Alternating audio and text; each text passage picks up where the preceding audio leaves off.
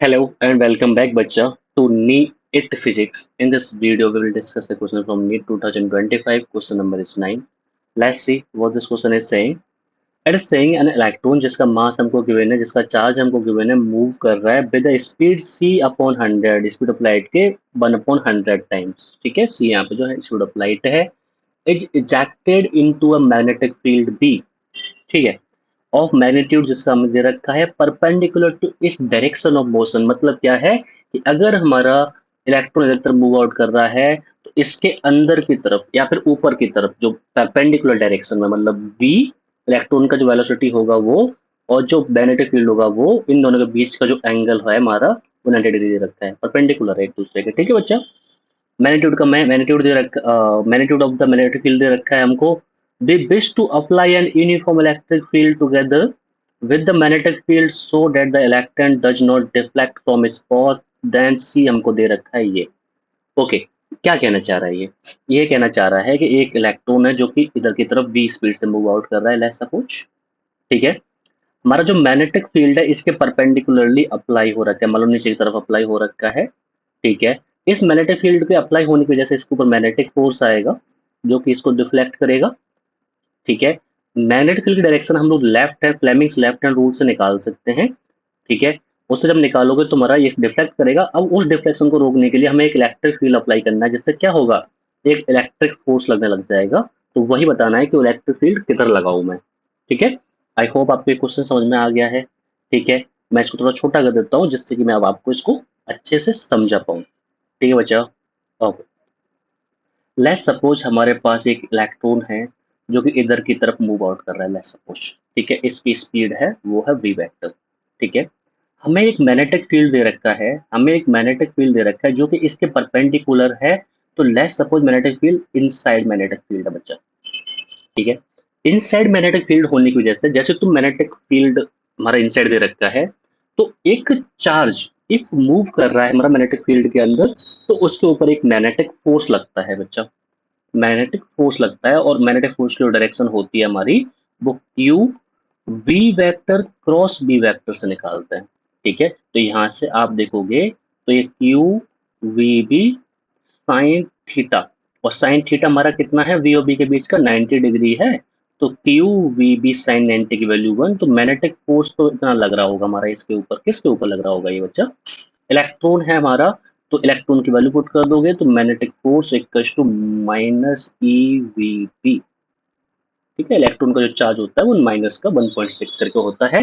मतलब जो डायरेक्शन हमारे पास आई, अगर ये प्लस का चार्ज होता तो इस डायरेक्शन में लगता, और अगर ये नेगेटिव चार्ज है तो इसकी डायरेक्शन जो है वो रिवर्स हो जाएगी, किसके, जो पहले फोर्स आया. तो फ्लेमिंग्स लेफ्ट हैंड रूल लगाओगे, अपनी मिडिल फिंगर को आप वेलोसिटी की डायरेक्शन में करोगे, अपनी इंडेक्स फिंगर को आप मैग्नेटिक फील्ड की डायरेक्शन में करोगे, और आपका मैग्नेटिक फोर्स आ जाएगा ऊपर की तरफ आ रहा है बच्चा, है ना. यहाँ पे आप देखोगे तो इस टाइप से डिफ्लेक्ट करना चाहिए था ये इलेक्ट्रॉन. बट अगर ये पॉजिटिव चार्ज होता तो, बट ये तो नेगेटिव चार्ज है, तो इसलिए इसका डिफ्लेक्शन ऊपर ना होकर के इसका डिफ्लेक्शन कहाँ होगा बच्चा, नीचे की तरफ होगा.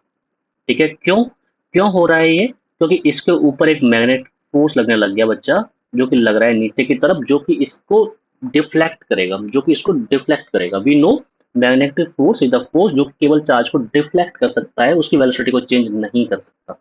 ठीक है बच्चा, ओके. अब ये जो डिफ्लेक्शन हो रहा है बच्चा, इसको रोकने के लिए हमें एक फोर्स अप्लाई करना पड़ेगा, ऊपर की तरफ करना पड़ेगा. तभी तो ये जो फोर्स हम अप्लाई करेंगे इसको बोल दिया मैंने एफ ई. और अगर हमें इसका डिफ्लेक्शन जीरो करना है तो हमारा एफ ई जो है हमारा, it should be equal to F M. बढ़िया बात है. ठीक है, ये जो एफ ई है ना बच्चा, ये हमारा ई के बराबर हो जाएगा.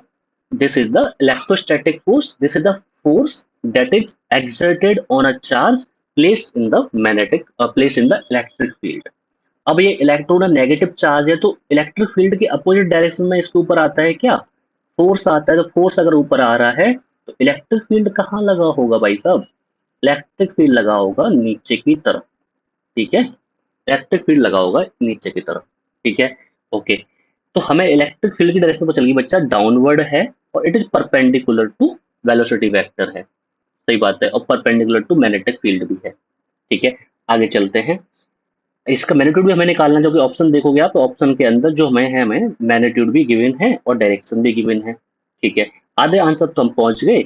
ई है और बी है, वो आपस में देखोगे आप, ई ये और बी आपस में परपेंडिकुलर बन रहे हैं, पैरेलल तो नहीं है।